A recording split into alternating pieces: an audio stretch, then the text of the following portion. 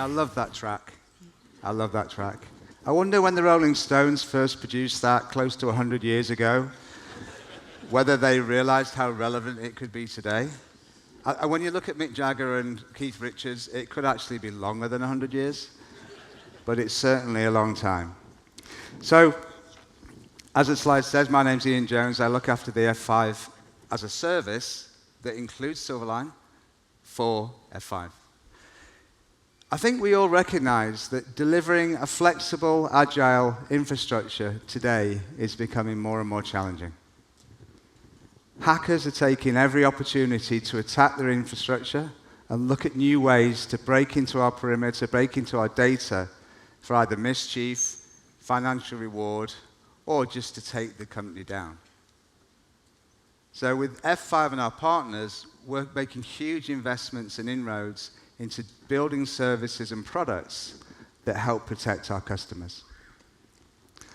So one such product of this is Silverline.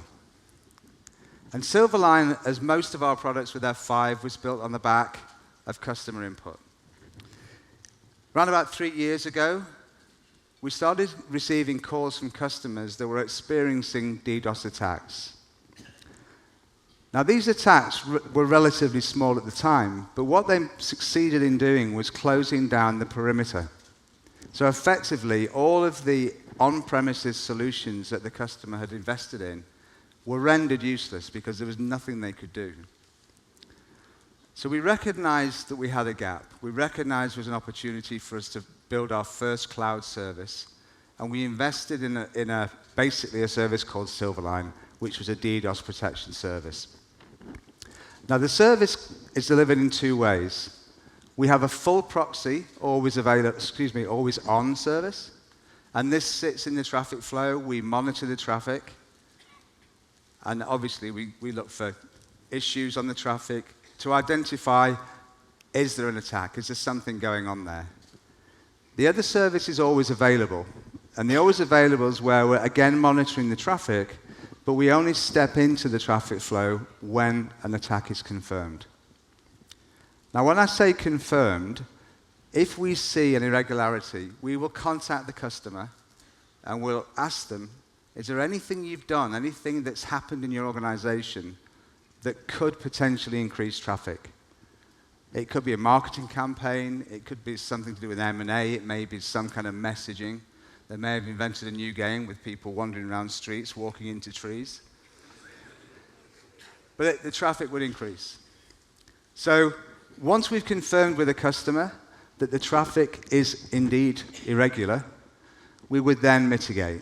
Now, in the case of always on, clearly we're in the path, so that's fine. Always available, we step into the path and we commence mitigation.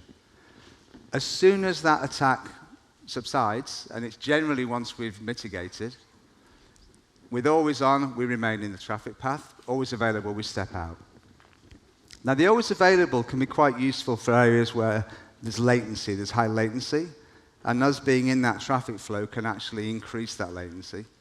Or it may be a security question from the customer. Now, for both of these services, we've introduced an emergency activation service. And you all received in your welcome pack a small card which says on it, under attack, question mark, and a phone number. If you are under attack and you don't have protection today, or the protection you have is not working, please call that number. We can do a DocuSign terms and conditions immediately, and we can start mitigation. Now, we did have an example of this a couple of weeks ago in North America, where one of the customers contacted the partner, and this was at 8 o'clock in the morning. They quickly ascertained it was a DDoS attack, and the partner reached out to F5. The next thing we did was do the DocuSign. We sent that through to the customer, and by noon, we were all ready to commence mitigation. And by 2 o'clock, we were ready to mitigate. Now, fortunately, the customer had received a ransom email telling them that the attack would commence the following day. So we were ready, the attack happened, there was no issue, and we mitigated. But if that had been a genuine attack at the time, the customer would have had an impact for probably 4 to 5 hours before we could fix that. So although we have that emergency activation, I would really recommend you plan and put something in place.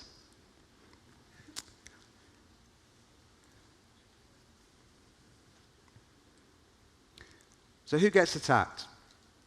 If you'd have asked the question a year ago, maybe 2 years ago, we'd have said finance houses, governments, some kind of business where it can be a radical that's going after them or some political threat. But what we've seen lately in the last sort of 2 years as it's progressed is that these attacks are going across the whole of the industry in different size organizations, small, medium, and large. And also, quite surprising, some of them. One of them was an interesting one, which was an educational committee in North America. The students were attacking the website so they didn't have to take the exams. When I was at school, no, we didn't even have websites. In fact, I'm not sure we had computers, to be fair, but never mind. What we've also seen is an increase in these ransom attacks, these ransom notes. And they're all demanding bitcoins for obvious reasons. You can't trace them. And this is just an example from the Hong Kong banks. Now, they always say, if you pay, we won't come back. If you believe that, I think you're rather naive. If you pay once, why would they not come back? Now, they may come back under a different disguise as someone else, but you can guarantee they'll be back. So again, it's making sure that if you receive one of these, reach out quickly and we can help. The other thing that's changing is the size of attack. So a year ago, the largest attack we'd seen was below 100 gig, and they were very infrequent. So far this year, we've had 4 attacks over 200 gig, 1 at 400 and 1 at 450. Now, we mitigated all of them. There was no impact to the customer, which was great. But the customer that experienced the 450 said, are you ready for a terabyte? Because we're seeing it grow so quickly. And obviously, with the Internet of Things, the devices they can steer in an attack is also going to increase dramatically. So that threat is just going to get more and more. So it's really important to be ready for these attacks. So DDoS protects the layer 3 and 4 volumetric attacks. But what it does not protect is the layer 7 application. And these attacks, thank you. These attacks are far more threatening and have far more impact to the company. They're actually accessing data, customer data, your data, and they have a huge impact. Now, why is that important to protect that layer? What we've seen, and data's proven, is that 80% of North American organizations have already been hacked. In Europe, for some reason, maybe Brexit, whatever, it's 92%. And in Asia, LATAM, and Africa, it's 85%. Now, these attacks, they can obviously go in, they can attack the application. You may not know they even exist. We also know, again, from data, that many programs that are released at point of release include vulnerabilities. So again, it's such a risky area that we can, if you like, put risk into your business. So again, listening to our customers, we know that we have the world's best application security manager in ASM. It's the on-premise WAF that I think most people that have worked with F5 are aware of. It's won awards. It's definitely the best in class. Our customers asked if we could put that to a cloud solution, and not just have it as a cloud solution, but also build a hybrid link between the two, so that effectively you could take the policies that have been written for the on-premises solution and transfer them into the cloud.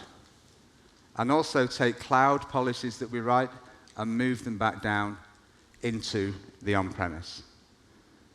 So that's what we've done. We've taken ASM, and we now have that as a cloud solution.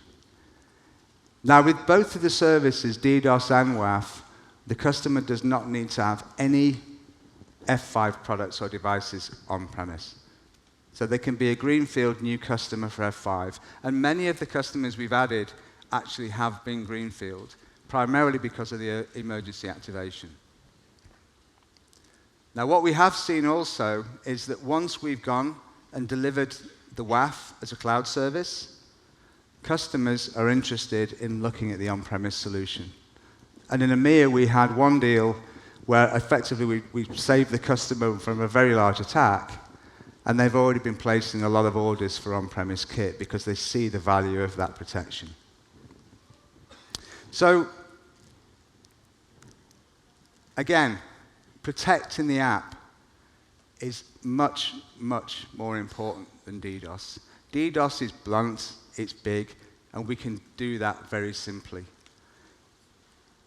DDoS, again, is something that once we've mitigated, people tend to go away. Once they see you've got protection, it's unlikely they're going to attack. That person will attack again. But with WAF and the application layer, that's an ongoing threat. And looking at those vulnerabilities will protect your data, and it's, again, a proactive measure. So, these services are great. They're built with the best-in-class products, and the infrastructure is rock solid. We've got global infrastructure. But the service is only as good as the engineers delivering it, and I think most people in the room would go along with that, having seen the services we deliver.